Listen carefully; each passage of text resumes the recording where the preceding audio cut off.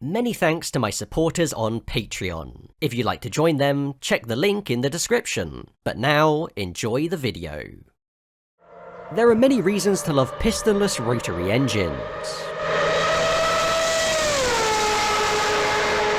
The sound is just one of them.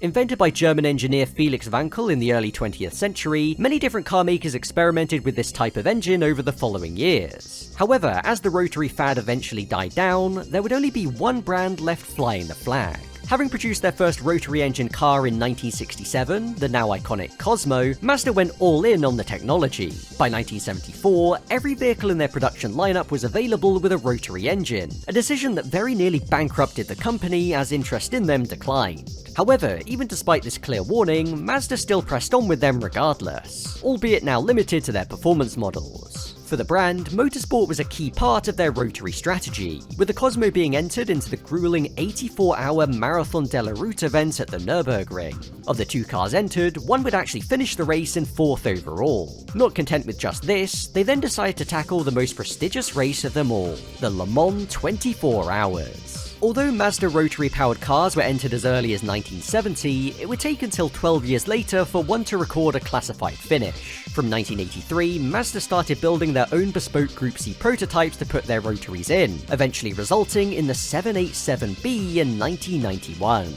This car was the final top-line rotary-powered prototype that Mazda would ever create, and it finally delivered them a historic victory at Le Mans. This was the culmination of more than 2 decades of effort and gradual improvements, proving the ultimate capabilities of their rotary engines once and for all.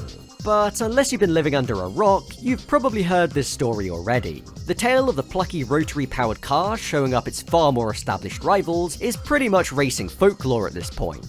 However, what's far less talked about is how one very small privateer team, through sheer will and determination alone, managed to write their own fascinating chapter in Mazda's rotary racing story. Compared to conventional piston engines, rotaries have many differences. These come in the forms of both pros and cons, but one of the benefits is that they're very easy to work on. This is something that a young Isamu Amemiya would discover for himself working in the automotive trade. The company who employed him often dealt with cars from Mazda dealerships, and this is how he would first come into contact with rotary engines. What originally started as a mild fascination soon grew into a full-blown obsession, and by the age of 28, he would open his own dedicated rotary tuning shop, RE Amemiya. RE, of course, standing for Rotary Engine. His main business was in modifying cars for the road, but he also dabbled in racing, most notably in the Super Silhouette series with, what else, but a rotary-powered Mazda RX-7. Although his career as a driver was short-lived, he soon settled into the off-track role, building cars for the Japan Super Sports Sedan series and overseeing the on-track side as the team boss. At the end of 1993, the JSS was incorporated into the emerging All Japan GT Championship, or JGTC. As a result, many of the cars that competed in the GT2 class in 1994 were all super sedan cars, like the Nissan Skyline GT-SR and Mazda RX-7. RE Amemiya wasn't one of the teams to make the transition initially, but following a conversation with the Grand Touring Association who oversaw the series, Amemiya-san decided to take the plunge for 1995. By then, they were campaigning a 3rd-generation RX-7 which was built in collaboration with an outfit called RS5, thus becoming the first FD RX-7 to be seen in the JGTC. The car that appeared in round 2 at Fuji Speedway was near enough identical to how it raced in the JSS. The drivers, Hidenori Takeuchi and Haruhiko Matsumoto, drove the car to 9th in class on its debut. However, even from this early stage, it was clear that the car had potential. Next time out at Sendai, they qualified 2nd, behind only the Makaguchi BMW M3, but soon passed them and then went on to score a dominant victory in only their 2nd ever race. They followed this up by taking pole position in the next 3 races, going on to finish 2nd in the next round at Fuji, then retiring at Sugo, before taking another win in the season finale at Mine. It has to be said that in the early days, the competition wasn't incredibly strong, but achieving 2 race wins and 3rd overall in the championship was still impressive. For 1996, the car looked pretty much unchanged, aside from gaining sponsorship from aero parts maker Bomex. On the driving front, alongside various co-drivers including Matsumoto, the team signed Shinichi Yamaji to lead their charge, a driver who already had experience racing Mazda RX-7s in other categories. In the renamed GT300 class, they would achieve a couple of third-place finishes at Sendai and Fuji, but could only manage 5th in the final standings in a year that was dominated by Porsche 911s. Yamaji and Matsumoto did however win at the non-championship race at Central Circuit at the end of the year, albeit as part of a paltry 4-car GT300 field. As the strength of field was beginning to rise in the series, Ari and Memiya knew that changes had to be made if they wanted to compete at the front. Whilst the RX-7 was decent in the corners, it always suffered on the straights due to a lack of power. So for 1997, they swapped out the car's usual 13B2 rotor for a 20B3 rotor from a Unos Cosmo, in a bid to improve performance. Even though the car did show solid speed with its new engine in 1997, never qualifying lower than 6th, the team would peak with a 3rd place in round 2 at Fuji. 4 more points finishes would leave them 7th in the GT300 tables. At this point, the JGTC was now firmly established. In GT500, Nissan, Toyota and Honda all fielded works entries, and the GT300 roster was only getting stronger too. Alongside the ever-present 911s, Ferrari Club of Japan entered a couple of F355s, and there were domestic rivals also. The Toyota MR2 was proving quite formidable, as well as the Nissan Silvia S14, which Racing Project Bando would use to seal the title in 97. If Ari and Memiya wanted to keep up with the pace, they knew that more had to be done, not just to the car, but operationally. It has to be remembered that Ari and Memiya were first and foremost a tuning shop. Racing was just something they did on the side. In fact, in those early years, the crew members were still working full-time jobs alongside their roles in the team. Funding was always an issue, so it came as a major coup when the team was able to sign Japanese drugstore Matsumoto Kiyoshi as a title sponsor for 1998. As a result, the car underwent a livery overhaul, replacing the old pink and blue design the team had used since their super sedan days with bright yellow in deference to their new sponsor. Crashing out early in the first race at Suzuka wasn't a great way to start their partnership, but it did at least offer an opportunity. For round 2 at Fuji, the car was not only rebuilt, but upgraded with new suspension and aero parts. With these changes, it was hoped that the team could take a step forward. However, any thoughts of this quickly became trivial on race day. Heavy rain and dense fog greeted the competitors. Even still, the grid set off as scheduled, but as the pace car came around to begin its second lap, it slowed suddenly. Combined with the poor visibility, this caused chaos behind in the GT300 field, as the 2 front row starting Porsches collided. But much worse was yet to come. Tetsuya Ota in the number 27 Ferrari slowed down in avoidance, but standing water caused him to aquaplane off the circuit and directly into one of the stationary Porsches. His Ferrari, full with fuel, instantly burst into flames. Further behind, Shinichi Yamaji was due to start the RX-7 in 16th after an underwhelming qualifying. However, this position gave him full view of the horrific scene unfolding in front. Noticing that Ota was still trapped in the burning Ferrari, he instinctively jumped out of the car, taking a fire extinguisher from a nearby marshal's post, quickly putting out the blaze and freeing Ota from the wreckage. The whole ordeal echoed the 1973 Dutch GP, where David Purley attempted to save Roger Williamson, who too was trapped in his burning car. Fortunately, this time the outcome would be much better, with Ota miraculously surviving the 800-degree inferno. Even still, he had suffered severe burns to his face, as well as damage to his right arm that would ultimately curtail his professional racing career. Regardless, given that it took officials an agonizing 30 seconds to arrive on the scene after him, there's no doubt that Yamaji's heroic actions saved Ota's life on that day. With the Fuji race being called off, the series reconvened at Sendai Highland for round 3 of the series. Finally, the updated RX-7 was able to show its potential by qualifying 3rd, and Yamaji was able to battle for the lead in the early stages of the race, showing that he was not only a great firefighter, but a pretty good racing driver as well. In the end, they would finish 3rd, with the Tsuchiya MR2 going on to take a commanding win, somewhat setting the tone for the rest of the season. There would be 3 more top 10 finishes, but no podiums, leaving them 8th in the championship. They would manage 2nd in the post-season all-star race at Okayama, behind, unsurprisingly, the Tsuchiya MR2, who took 5 wins in 6 races that year. For 1999, Yamaji would get his big break in a Tom's Toyota Supra and GT500, with his replacement to Ari and Memiya being Tetsuya Yamano, a former All-Japan Gymkhana champion. Although the RX-7 didn't change massively over 1998, many small refinements were made, including switching from Dunlop to Yokohama tyres. The car showed consistent speed in all conditions on every circuit, never qualifying lower than 6th. Yamano picked up where Yamaji left off, delivering some strong performances as the lead driver alongside Matsumoto. A solid second in round 5 at Fuji after briefly taking the lead was followed up with another silver trophy in Okayama. 5th at Motegi rounded off a decent year in which they were able to arrest their slide down the table with 4th in GT300. The postseason race at Autopolis yielded yet another runner-up spot after surviving an early spin.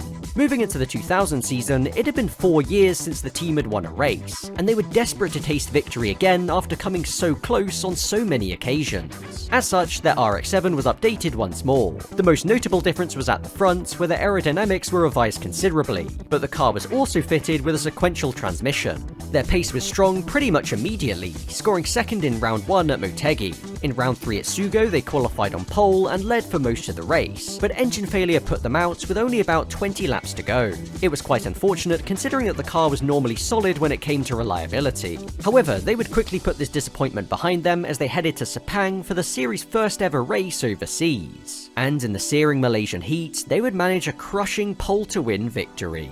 For anyone who thought that rotary engines could no longer cut it in professional racing, they had just been proven well and truly wrong. The only caveat to this success is that, just like their previous victory at Central Circuit in 1996, this race didn't count towards the point standings. Anyway, next time out at Fuji, they continued their strong form, battling for the lead but eventually finishing 3rd. And another 3rd place in the season finale at Suzuka would see them end the year again 4th in the championship. Ari Amemiya was really building momentum into 2001, and to signify this, they would secure another major sponsor. Aspara Drink is a brand of energy drink made using aspartic acid, and was quite popular in Japan at the time. To go with this new signing, a dash of dark blue was added to the otherwise plain yellow design. Once again, minor tweaks were made to the car itself in preparation for the season. 3rd place in round 1 at Okayama was a positive way to start the year, but better was to come at Sugo. Starting from 3rd, Yamano had a steady first stint before handing over to Matsumoto. After catching up to the Unisia Jack Silvia and 910 Racing Porsche, he proceeded to absolutely send it on both of them. How these 3 cars didn't end up tangled in the gravel trap, I will never know. He would undo some of his good work by locking up at turn 1 and letting the Nissan back through, but proceeded to keep the pressure on. And when the Silvia retired with a suspension failure, this paved the way for the team to take their first win in a point-scoring race since their debut season 6 years earlier. This result left them as the championship leaders for the first time. As such, they elected to skip the non-points Malaysian round they had won the year before in a bid to focus on their title challenge. Returning for round 4 at Fuji, they would score a solid 4th, and then 7th at Motegi. Despite carrying the most success ballast of anyone in the GT300 field, the car was still quick, as shown by the penultimate round at Suzuka where they qualified an incredible 3rd. However, in the race they would suffer a strange issue, causing them to plummet down the order. They were able to keep going, but despite many of their GT300 rivals getting involved in accidents, they couldn't capitalise and finished down in 15th. Even still, they headed to the series finale at Mine 2nd in the standings, just 6 points behind the leading Daishin Silvia, with the Unisia Jack Silvia also in contention, 1 further point behind. Starting in 7th place, they were gradually able to move up the order and find themselves in 2nd as the race entered its latter half. There was just one problem though. The only car in front of them was the Unisia Jack Silvia, who were now on course to take the crown. Meanwhile, in GT500, just a few laps earlier, that championship was decided when 2 of the 3 contenders collided, allowing the 3rd to come through and snatch the title. This was easily one of the most dramatic title deciders in the series' history. So, surely lightning couldn't strike twice, right? ユニシアジェックス、さあ後ろから GT500 が来た、インをカットするような形、さあ前に出た、さあどうだ、これは危ない危ない、2台絡んだ、2台絡んだ。 As the Daishin car passed the scene of the accidents, that was that. Ari Amemiya had come so far just to fall at the final Sylvia-shaped hurdle. 2002 saw another change to the driver lineup. Tetsuya Yamano, who had been with the team for the previous 3 seasons, was signed by Heisei Motorsport, aka the guys that ran the Unisia Jack Silvia. In his place came rookie Nobuteru Taniguchi, a driver who at that point was better known for his drifting exploits, legal or otherwise. It has to be mentioned that 2002 was the final year for the production RX-7, and whilst there had been a few other teams who raced the car in previous seasons, by this point Ari Amemiya were the only ones still repping Mazda Modellista and Rotary engines in the series. Anyway, if the team thought that they could pick up where they left off in 2001, it didn't exactly play out like that. The car was virtually unchanged from the previous year, and by now it was starting to show its age. 6th place at Okayama was a fine start, but 12th next time out at Fuji was less so. Returning to Sugo, the scene of their victory 12 months earlier, their 5th place start was squandered when Taniguchi spun at the chicane on the first lap and was collected by the rest of the field. Still, it wasn't all bad. Sepang was included as a points-paying round for the first time, and they would repeat their performance from 2000 with a trouble-free run to victory. But a late title bid ultimately fell apart when they were involved in accidents with GT500 cars at both Motegi and Mine. Still, 3rd place at Suzuka was a strong way to round off the year where they ended up 8th overall. For 2003, the car underwent a further evolution, with the changes again being most evident at the front. However, by now, the RX-7 was competing against a much newer breed of GT machines which it simply couldn't match. Longtime driver Haruhiko Matsumoto left the team and was replaced by the relatively unknown Takashi Ohi. This year was by far the team's worst yet, slumping to 12th in the championship. There were still a few highlights though, including 3rd at Sugo and 6th in the final race at Suzuka after starting way back in 17th. It had been clear for a while now that if the team wanted to compete at the front again, they needed an entirely new car. So for 2004, they built a brand new GT300 machine. Still based on the 3rd generation RX-7, this car was far lower and sleeker than the one it replaced. It was built on a tube frame structure and boasted much more effective aerodynamics. Sadly, due to budget constraints, it wasn't entirely new, with the suspension setup being more or less the same as the old car.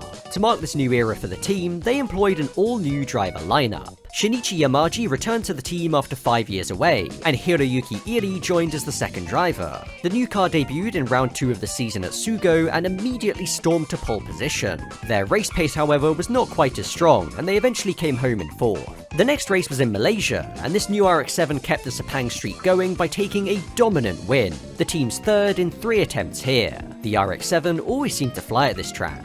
Another pole position and another victory at Autopolis underlined how much potential this car had, with 4th place overall being a solid return for its first season. 2005 marked the beginning of the Super GT era of the series, and Aria Memiya would start it strongly with 2nd at Okayama. However, the rest of the season would be more difficult. Even though the car was usually somewhere near the front, they often dropped down the order come the end of the race, either due to an issue or simply a lack of pace. As a result, they didn't feature on the podium again and ended the year 8th in the final classification. After their 2 wins the previous year, it was quite a disappointing sophomore campaign for the new RX-7. It was clear that the car had the potential to fight for the championship. It was really just a matter of whether the team could unlock it.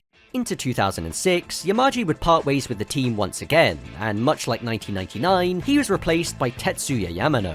In his time away from the squad, Yamano had become a 2-time GT300 champion, and so was aiming to add a 3rd crown to his tally with Aria Memiya. Only minor revisions were made to the RX-7 for this season, but they seemed to help. 2nd again in the season opener was a great start, but the team was about to have a major setback. In round 2 at Okayama, the car suffered heavy damage in a practice accident which the team sadly couldn't fix in time for the race. When the car returned in round 3 at Fuji, their pace was lacking and they could only manage 11th.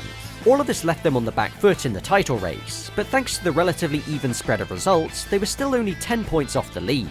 Round 4 of the series took place at Sepang, offering a golden opportunity for the team to make up some ground.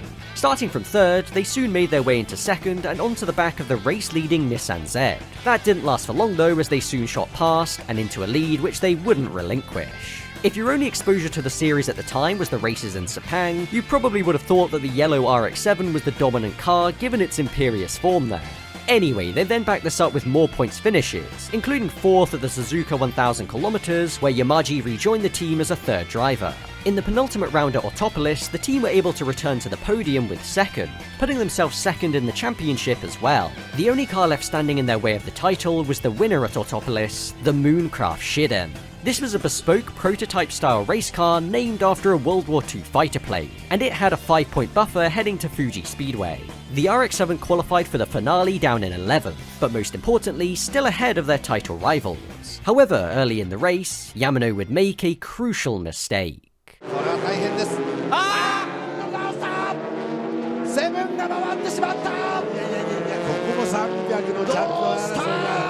That spin dropped them all the way outside the top 20 and now put the ball in their rivals' court. Yamano pushed hard to make up for his error, and when he handed over the car to Iri, their charge continued.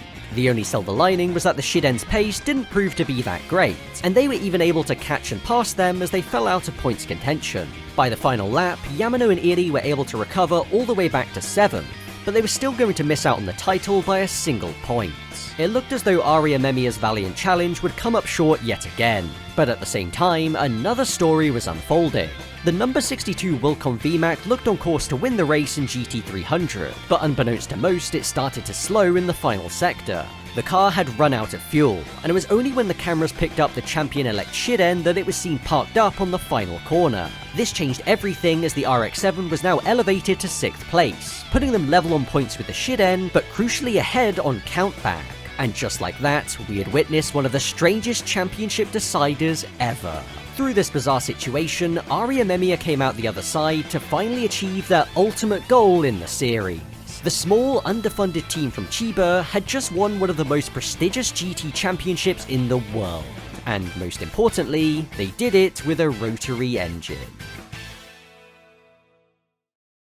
So, Isamu Memiya had finally scaled the Super GT mountain. You might think that from this point onwards, things would be much easier for him and his team, given they were now firmly established as top GT300 contenders. However, their 2007 season as reigning champions would in fact be the toughest in the team's existence, through reasons beyond their control entirely. Their success with the new RX-7 was of course aided by funding from their title sponsor, Asparadrink. In 2007, the parent company of Asparadrink, Tanabe Pharmaceuticals, agreed to a merger with the Mitsubishi Pharma Corporation, thus establishing a new company, Mitsubishi Tanabe Pharma. As expected, there was a fair amount of corporate restructuring as a result, and unfortunately, Aria Memiya's sponsorship deal was one of the casualties. As this happened just on the eve of the 2007 season, the team had no choice but to run without a title sponsor. This massive reduction in revenue meant that when the car appeared for round 1 at Suzuka, it was pretty much identical to how it was at the end of 2006. Even the livery was the same, just minus the Asparadrink decals. The 2006 success was incredible for everyone involved, but probably none more so than lead driver Tetsuya Yamano. With this, he achieved 3 consecutive GT300 titles, and with 3 completely different cars: the Honda NSX, Toyota MRS, and Mazda RX-7. For 2007, he aimed to keep that streak going, and so moved over to Cusco Racing and their all-wheel drive Subaru Impreza. To replace him, the team brought in rookie driver Ryo Arime, but they still retained one half of their championship lineup in the form of Hiroyuki Iri. Given the lack of development, the car was no longer a top contender, but the team did still manage 5 points finishes across the season, showing that operationally they were still performing at a high level. In the end though, they never finished higher than 8th and ended their title defense 14th in the standings, their worst result ever. Knowing that the team couldn't survive another year like this, for 2008 a deal was arranged with longtime partners Ogura Clutch to become the title sponsor. As a result, the bright yellow, which the team had now become synonymous with, was dropped in favour of a primarily silver design. But even though Aria Memiya had to abandon a certain amount of its identity, the result spoke for itself. The team took a stunning victory in round 1 at Suzuka, getting the better of their 2006 title rivals after a race-long battle. This was a clear declaration that after a year in the shadows, Aria Memiya were well and truly back. Further podiums followed at Sepang and again at Suzuka, but a lack of consistency relegated them to 7th in the final tables. As it would turn out, the Ogura Clutch deal would only be a 1-year arrangement. For 2009, the team found sponsorship from Mutiara Motors, a Malaysian car dealership. Given the RX-7's success in that country, this was really quite fitting. This year, Iri left the team, and in his place came another familiar name, Nobuteru Taniguchi. Since their mediocre 2003 campaign together, he had driven for several different GT300 teams and won a number of races. With Aria Memiya, he hoped to finally get the title. By now, the RX-7 was a 5-year-old design, but further enhancements were made to its aerodynamics to squeeze out as much of its potential as possible.